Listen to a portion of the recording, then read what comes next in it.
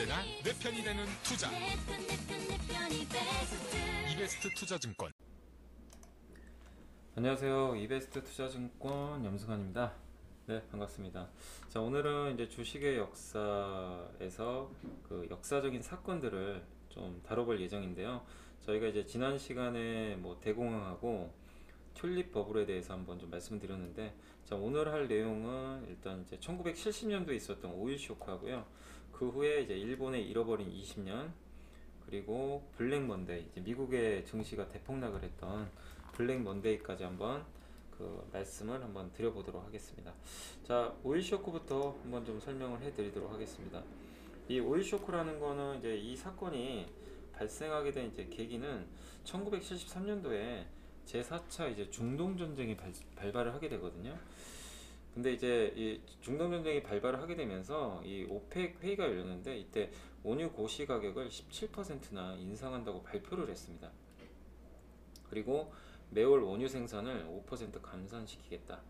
결국 공급을 증가시키는 거죠. 그러면서 이 어떻게 보면 이제 아랍 산유국들의 약간 의도적인 플레이라고 볼 수 있는데, 석유를 이용해 가지고요, 석유가를 그 4배나 급등시키는 행동을 취하게 됩니다. 그래서 3달러가 11달러까지 올라가는 그런 상황이 좀 발생을 하게 됩니다.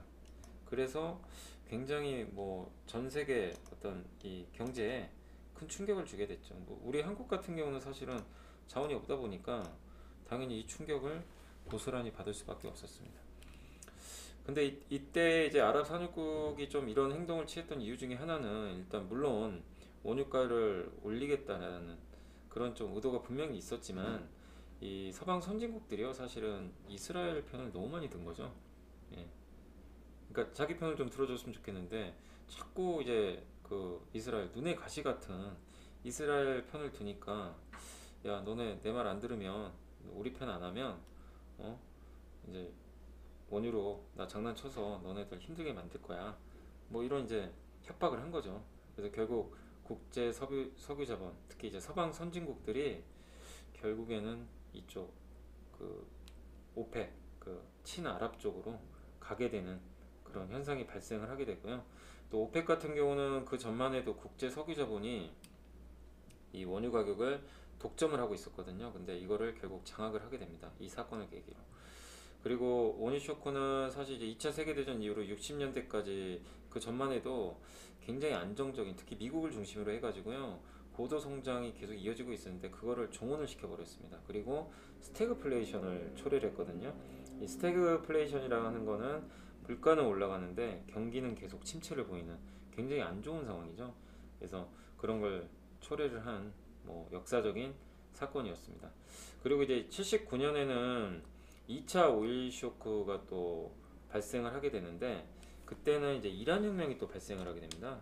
이때가 이제 이란 혁명이 발생해서 2차 오일 쇼크가 이제 발생을 하게 되는 시점인데, 그때는 이제 석유 수출이 하루에 500만 배럴에서 200만 배럴로 급격히 감소를 하게 되고요. 석유 가격이 30달러를 돌파하면서 세계 경제가 큰 혼란에 빠지게 됩니다. 사실 한국은 그 당시만 해도 1차 때도 물론 영향이 없었던 건 아닌데, 그렇게 뭐 막대한 피해를 받지는 않았는데, 2차 때는 한국의 산업 구조가 석유화학, 중공업 중심으로 많이 바뀌고 있었거든요. 경공업에서. 그러다 보니까 이 석유라는 원자재가 굉장히 많이 필요했습니다. 그래서 유가의 급등에 따라서 2차 때는 굉장히 큰 피해를 겪었던 그런 좀 아픈 경험이 있습니다. 그래서 그 당시에 오일, 특히 1차보다는 2차 때 그 한국 쪽에는 상당한 좀 이 쇼크가 있었다, 이렇게 좀 생각을 해주시면 되겠습니다. 자, 다음으로는 이제 일본의 잃어버린 20년 한번 살펴볼 텐데요. 이 거품 경제가 붕괴된 후인 1991년부터 아베노믹스 이전까지 20년 이상의 경기 침체를 의미합니다. 아베노믹스 요즘에 뭐 굉장히 잘 나가고 있지만, 그 전만 해도 일본은 굉장히 극심한 침체를 계속 이어가고 있었는데요. 1970년대 고도 성장하던 일본은 1, 2차 석유 파동으로 경제가 흔들리자 고정환율제를 도입해 가지고요, 엔저를 유도를 하게 됩니다. 미국보다 가격 경쟁력을 갖춰서 미국 시장을 완전히 싹쓸이하게 됩니다. 그때 뭐 미국의 진짜 웬만한 그 건물들은 일본 사람들이 다 진짜 많이 샀었죠. 마치 중국 사람들이 요즘에 뭐 전 세계 부동산 사는 것처럼. 그래서 미국은 이제 이것을 타개하기 위해서 85년 미국 뉴욕 플라자 호텔에서요. 프랑스, 독일, 일본, 영국 등 G5의 재무장관들을 불러가지고요. 플라자 합의를 하게 됩니다. 엔화 가치를 두 배를 올려버리면서 이 급격한 절상을 시킵니다. 그러다 보니까 일본 경제는 뭐 곤두박질 치게 됩니다. 특히 환율이 당연히 이렇게 떨어지게 되면 수출에서 큰 타격을 입게 되겠죠. 그래서 경제는 마이너스 성장을 하게 되는데 그러다 보니까 이제 일본 정부에서는 기준금리를 5%에서 2.5%로 급격히 낮추게 됩니다. 근데 금리를 낮추면 어떻게 되겠습니까? 자산 가격에 버블이 생기게 되거든요. 그래서 버블을 결국 불러오게 되고 일본 증시는 그 후로 갑자기 급등을 하게 됩니다. 네. 그리고 부동산마저도 폭등을 하게 되는데 이 과열된 경기를 막기 위해서 일본 중앙은행은 금리를 급격히 올렸고요. 39,000포인트에 있던 니케이가 1990년 24,000포인트까지 급락세를 보이게 됩니다. 덩달아 부동산까지도 폭락하는 그런 악순환이 반복이 되게 됐죠. 금리가 오르고 이 자산 가치가 이제 급락을 하게 되니까 대출받았던 투자자들이 돈을 갚지도 못하고 금융사들은 덩달아서 부실해집니다. 예. 그리고 그렇게 되면서 상당히 이제 일본 경제가 어려움을 겪게 되는데 그래서 뭐 사회 간접 자본 투자도 늘리고 여러 가지 정책을 펼쳤지만 결국 실패를 하게 됐고 또 1997년도에는 소비세를 인상하게 되거든요. 사실 돈을 풀어도 모자를 판에 세금을 더 걷는 건 좀 약간 아이러니한 정책인데 이 정책을 펼치면서 다시 좀 그나마 살아나던 일본 경제가 다시 한번 추락하게 됩니다. 그래서 이중 침체, 더블 딥을 반복을 하게 됩니다. 그 당시에 또 아시아의 외환위기, 우리 한국의 아픈 기억이지만 IMF까지 좀 발생하게 되면서 여러모로 좀 힘든 상황들이 계속해서 이어졌고 그리고 그 후로도 계속 어떤 정책을 써도 일본은 정말 먹히질 않았습니다. 예. 정말 마치 뭐 그 시체처럼 누워있는 시체처럼 이게 누워있는 사람처럼 그 뭐 어떤 뭐 자극을 줘도 이게 먹히지가 않는 거예요. 일어나질 못하는 겁니다. 예, 그리고 그 후로 IT 버블 붕괴, 금융위기, 유럽위기, 후쿠시마 지진 등 또 여러 가지 사건들이 발생을 하게 되는데 그 사건 때도 역시 당연히 일본 경제에 침체를 가져올 수밖에 없었던 그런 사건들이 계속 이어지면서 2010년까지는 계속 어려움이 가중됐는데 그 후로 이제 아베가 엔저 정책을 2012년도에 펼치게 됩니다. 그러면서 2012년 이후로 굉장히 이제 환율을 의도적으로 어떻게 보면 이제 절하를 시킨 거죠. 그러면서 엔화 가치가 큰 폭으로 떨어지면서 일본 경제는 수출부터 살아나면서 굉장한 이제 호황을 누리게 됐는데 그러나 그 전에 이런 아픈 과거가 있었다라고 생각을 해주시면 되겠습니다. 자 이제 오늘 마지막으로는 이제 그 블랙 먼데이입니다. 1987년 10월에 발생한 사건인데 이게 블랙 먼데이 전에는 사실 증시가 굉장히 이렇게 많이 올랐는데 갑자기 증시가 하루에 폭락을 하게 되는 그런 사태가 발생하게 됩니다. 하루에 다우지수가 22.61%나 하락하게 되는데 하루 하락폭으로는 최대입니다. 미국은 그 레이건 대통령이 이제 취임을 하고 나서 레이건노믹스 지금 이제 트럼프노믹스랑 비슷하죠. 그 법인세도 인하해주고 기업들이 그 활동하기 좋은 환경들을 만들어주는 그런 정책들을 펼치고 있었는데 그 밑에서 굉장한 호황을 누리게 됩니다. 이전까지 다우지수는 연초 대비 40%나 상승을 하게 됐고요. 계속 급등세가 이어졌습니다. 그리고 대폭락의 조짐은 전혀 없었거든요.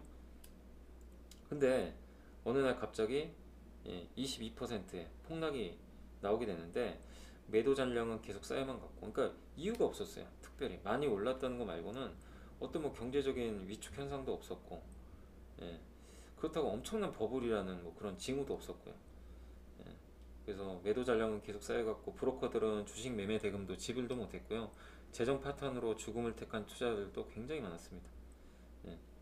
그리고 수일 내에 이게 미국에서만 그런 게 아니라 일본, 영국, 싱가포르, 홍콩 시장까지도 이게 전염병처럼 번지게 된 거죠.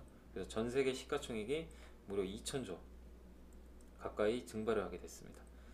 이제 원인은 그 후로도 좀 여러 가지 원인들이 나오는데 사실 뭐 미국의 재정 적자, 무역 적자, 뭐 주가 고평가보다 프로그램 트레이딩 등이 원인이라고 하는데 사실 이게 진짜 원인인지는 아직까지 밝혀지진 않았고요.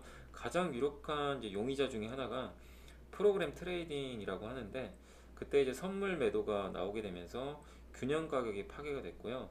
그래서 아무래도 선물이 매도된다는 거는 매도가 급격하게 되면 선물 가격이 급격하게 떨어지게 되고 현물 가격보다 선물이 싸게 됩니다. 그러면은 싼 걸 사고 비싼 걸 팔거든요. 비싼 게 현물이죠. 그래서 선물 가격이 급격히 떨어지니까 비싼 현물을 같이 팔아버리는 거죠. 그게 프로그램입니다. 그러면서 이게 프로그램 매도가 급가속화하게 되면서 이 지수가 폭락을 하게 되고, 또 거기서 지수가 급락하니까 선물도 추가적으로 매도가 나오는 그런 악순환이 반복이 됐다고 하는데, 이게 이제 가장 합리적인 원인이 아닌가 이렇게 좀 평가들을 하고 있는데, 그러나 정확한 원인은 아직까지도 좀 파악은 안 되고 있고요. 그 후 이제 앨런 그리스펀 의장은 이제 금리를 급격히 낮추고요, 통화량을 증가시킴으로써 증시는 그래도 다시 한번 회복세에 접어들게 됩니다. 그 결과 주식 거래에 이제 안정 장치를 이제 마련을 하게 됩니다. 그래서 그 전에 이제 그런 게 없었는데, 그 이런 이제 사태가 발생하게 되니까 이제 미국에서도 하루에 이렇게 하락을 하게 되면은 주식 거래를 좀 중단시킨다든가 하는 안전 장치를 마련하게 되는데, 그 후에 다우 지수가 하루에 50포인트 상승하거나 하락하면 그 프로그램 매매를 제한시키게 되고요. 일시적으로 250포인트 하락을 하게 되면 모든 거래가 정지되는 그 서킷 브레이커를 발동을 하게 됩니다. 그리고 이제 이런 이제 조치들을 통해서 시장을 좀 굉장히 안정화시키게 됐고요. 그리고 결국엔 나중에 1990년대 초반에 3000포인트를 돌파하는 그런 강세 행진을 이어나가게 됐습니다. 자, 오늘 이제 주식의 역사 이제 두 번째 시간으로 이제 세 가지 주제에 대해서 다뤄봤는데, 다음 이 시간에는 이제 IT 버블하고 또 가장 이제 관심들이 좀 많았던 2008년 미국의 금융위기에 대해서 다음 시간에 한번 살펴보도록 하겠습니다. 자, 저는 다음 시간에 만나겠습니다. 감사합니다.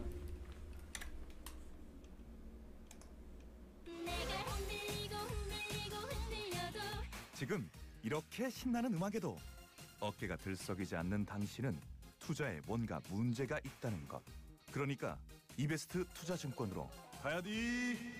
언제나 내 편이 되는 투자. 이베스트 투자증권. 투자 정보도 이베스트 투자증권. 원금 손실에 유의하세요.